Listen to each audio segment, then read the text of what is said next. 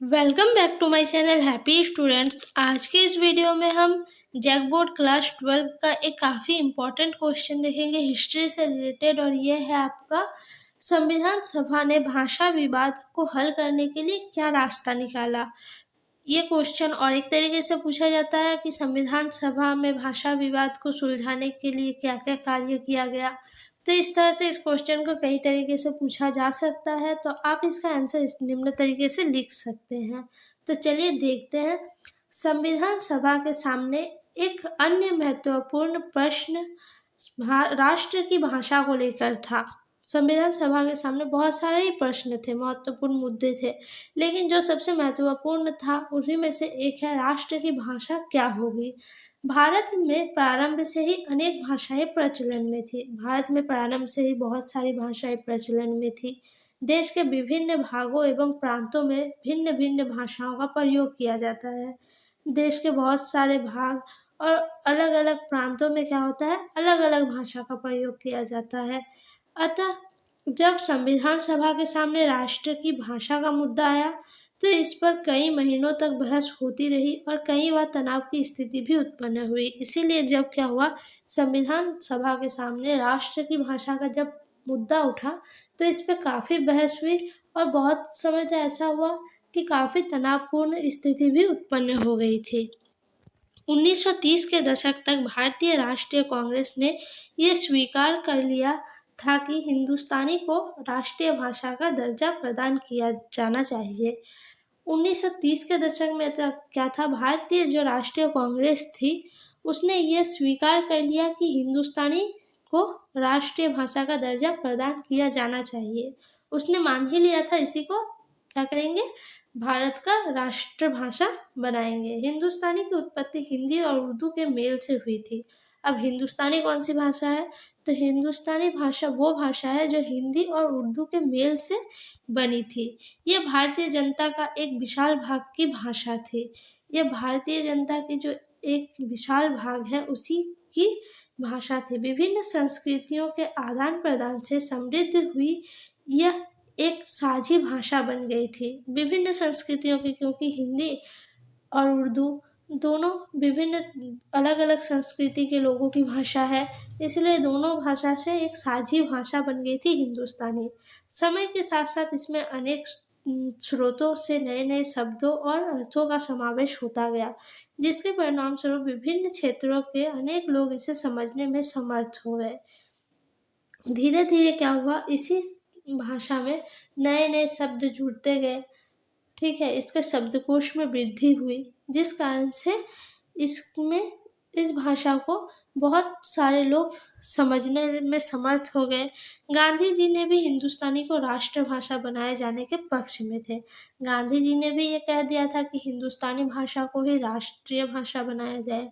उनका विचार था कि हर एक को ऐसी भाषा का प्रयोग करना चाहिए जिससे सभी लोग सरलता पूर्वक समझ सके। गांधी जी का मानना था कि ऐसी भाषा को ही राष्ट्रीय भाषा बनाना चाहिए जिसे हर कोई व्यक्ति अच्छी तरह से सरलता पूर्वक समझ सके। राष्ट्र की विशेषताओं पर अपने विचार व्यक्त करते हुए गांधी जी ने कहा था, अब राष्ट्रभाषा के बारे में उनका क्या विचार था और राष्ट्रभाषा की क्या विशेषता होगी, इस पर गांधी जी ने कहा था, यह हिंदुस्तानी न तो संस्कृत निष्ठ हिंदी होनी चाहिए और ना ही फारसी निष्ठ उर्दू। इसे दोनों का सुंदर मिश्रण होना चाहिए। इससे विभिन्न क्षेत्रीय भाषाओं से खुलकर शब्द उधार लेने चाहिए। उनका मानना था कि हिंदुस्तानी जो भाषा है वो ना तो एकदम संस्कृत से लिया हुआ हिंदी होना चाहिए और ना ही फारसी से लिया हुआ उर्दू। ये दोनों का एक सुंदर मिश्रण होगा जिसमें विभिन्न क्षेत्रीय भाषाओं के जो शब्द है वो भी उधार ले रहेंगे, यानी वो भी शब्द इस भाषा में प्रयोग किए जाएंगे। गांधी जी का विचार था कि हिंदुस्तानी ही हिंदुओं और मुसलमानों को तथा उत्तर और दक्षिण के लोगों को समान रूप से एकजुट करने में समर्थ हो सकती है। उनका मानना था जो हिंदुस्तानी जो भाषा है वही हिंदू मुस्लिम उत्तर भारत और दक्षिण भारत को एक सूत्र में बांधे रखने का काम कर सकती है। किंतु हमें याद रखना चाहिए कि 19वीं शताब्दी के अंत से एक भाषा के रूप में हिंदुस्तानी के स्वरूप में धीरे धीरे परिवर्तन होने लगा था। लेकिन हमें यह भी जान के रहना चाहिए कि 19वीं शताब्दी के अंत तक क्या हुआ, एक भाषा के रूप में हिंदुस्तानी का स्वरूप धीरे धीरे परिवर्तन होने लगा था। सांप्रदायिक भावनाओं के प्रसार के साथ साथ हिंदी और उर्दू एक दूसरे से दूर होने लगे थे। सांप्रदायिक जो भावना थी, इसका जैसा जैसा प्रसार हुआ वैसे वैसे क्या हुआ, हिंदी और उर्दू एक दूसरे से दूर होने लगी और इस प्रकार भाषा भी धार्मिक पहचान की रणनीति का एक भाग बन गई। इस तरह से भाषा भी क्या हुआ, धार्मिक पहचान की एक हिस्सा बन गई। संविधान सभा के अनेक सदस्य हिंदी को राष्ट्रभाषा का दर्जा दिलवाना चाहते थे। संयुक्त प्रांत के एक कांग्रेसी सदस्य आर.बी. धुलेकर ने संविधान सभा के एक प्रारंभिक सत्र में हिंदी को संविधान की राष्ट्रभाषा होना चाहिए, इसके पक्ष में तर्क भी दिया था। क्या हुआ था, संविधान के जो कांग्रेस सदस्य थे आर.बी. धुलेकर, उन्होंने संविधान सभा के प्रारंभिक सत्र में ही हिंदी को संविधान की भाषा के रूप में स्वीकार करने की सिफारिश की थी। धुलेकर की इस मांग का अन्य कुछ सदस्यों द्वारा विरोध किया गया। धुलेकर की इस मांग का क्या हुआ, अन्य सदस्यों द्वारा विरोध किया गया।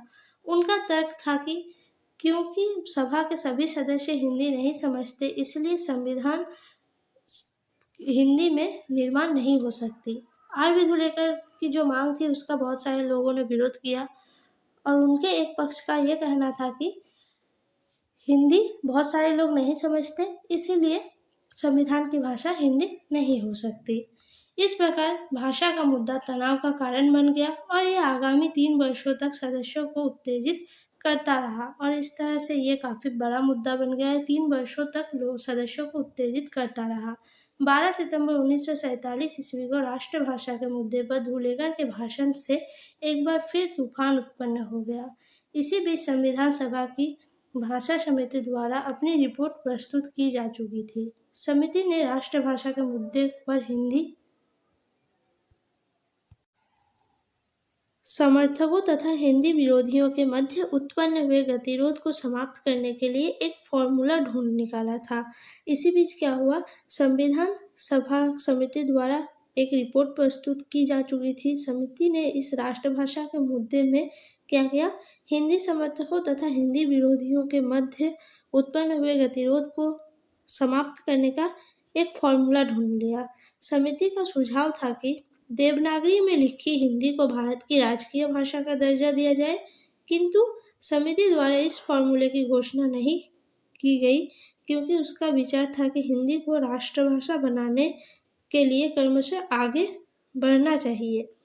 अब क्या हुआ, समिति का क्या सुझाव था, तो हिंदी जो भाषा है वो देवनागरी लिपि में जो लिखी जाती है उसको भारत की राजकीय भाषा का दर्जा दिया जाए, किंतु उसको राष्ट्रभाषा बनाने के लिए आगे बढ़ाने का उन्होंने फॉर्मूला को अपनाया। अब ये फॉर्मूला क्या था, तो इसमें 2 बातें थी। यह निश्चित किया गया कि पहले 15 वर्षों तक सरकारी कार्यों में अंग्रेजी भाषा का उपयोग जारी रहेगा। अब इसमें क्या था, जो 15 वर्षों तक क्या होगा, सरकारी कार्यों में अंग्रेजी भाषा का हिंदी के साथ साथ अंग्रेजी भाषा का भी प्रयोग जारी रहेगा। और दूसरी जो बात कही गई वो थी प्रत्येक प्रांत को अपने सरकारी कार्यों के लिए एक क्षेत्रीय भाषा के चुनाव का अधिकार होगा। अब दूसरा बात ये कहा गया कि प्रत्येक प्रांत को अपना सरकारी कार्य करने के लिए हिंदी या इंग्लिश के साथ साथ एक क्षेत्रीय भाषा चुनाव करने का भी अधिकार होगा। इस प्रकार संविधान सभा ने भाषा समिति की विभिन्न पक्षों की भावनाओं को संतुष्ट करने का एक सर्व स्वीकृत समाधान प्रस्तुत करने के उद्देश्य से हिंदी को राष्ट्रभाषा के स्थान पर राजभाषा घोषित किया गया। इसीलिए क्या हुआ, संविधान सभा की भाषा समिति ने क्या किया, विभिन्न पक्षों की जो भावना थी उसको संतुष्ट करने के लिए एक सर्व स्वीकृत समाधान प्रस्तुत करने के उद्देश्य से क्या किया, हिंदी को राष्ट्रभाषा बनाया नहीं, उसे राजभाषा का दर्जा दिया। इसीलिए एक क्वेश्चन पूछा जाता है, जो हिंदी राष्ट्रभाषा है या राजभाषा, तो आप लिख सकते हैं हिंदी भारत का राजभाषा है, ना कि राष्ट्रभाषा। राष्ट्रभाषा का दर्जा किसी भी भाषा को नहीं दिया गया है। तो इस तरह से आप इस क्वेश्चन के आंसर को लिख सकते हैं। ये क्वेश्चन आपके लिए काफ़ी इम्पोर्टेंट रहेगा, तो इसे अच्छी तरह से ज़रूर समझ लें। अगर कहीं पे आपको डाउट हो तो आप इसे फिर से देख सकते हैं। आपको वीडियो कैसा लगा कमेंट में ज़रूर बताइएगा। वीडियो अच्छी लगी तो वीडियो को लाइक कमेंट शेयर और चैनल को सब्सक्राइब जरूर कीजिए और भी इम्पोर्टेंट क्वेश्चन के लिए। साथ ही आप नेक्स्ट क्वेश्चन कौन सा वीडियो आना चाहिए यह भी आप मुझे कमेंट में बता सकते हैं। धन्यवाद।